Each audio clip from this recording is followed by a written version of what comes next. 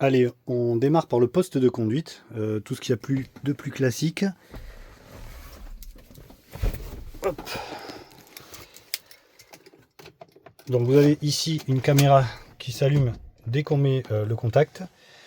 Pour avoir la visibilité sur le vélo, il suffit d'appuyer sur le bouton mode.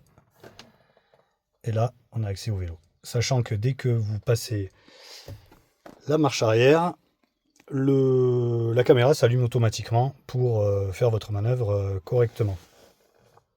Et si vous voulez l'éteindre, vous appuyez sur le bouton éteindre tout simplement.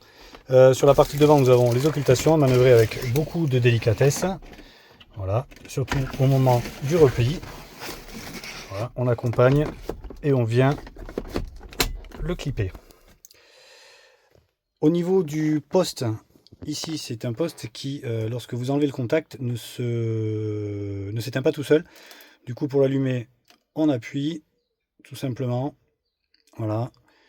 Et pour l'éteindre, on reste appuyé à chaque fois qu'on quitte le véhicule. Sinon, la batterie va consommer. Donc, véhicule équipé clim, tout ce qu'il y a de plus classique.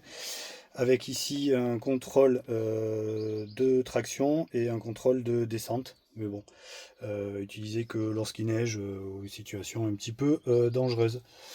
Le frein à main se trouve à la gauche ici en bas. Voilà. L'occultation du pare-brise se fait de la même manière que sur les vitres latérales ici.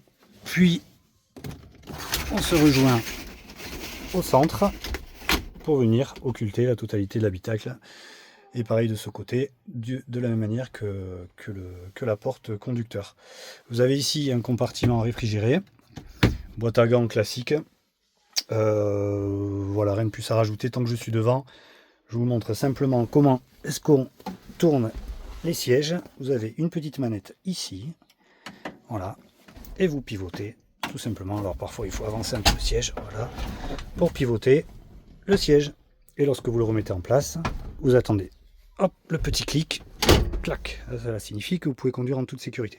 Voilà le petit instincteur aussi, en parlant de sécurité. Voilà pour la partie habitacle, rien de plus simple.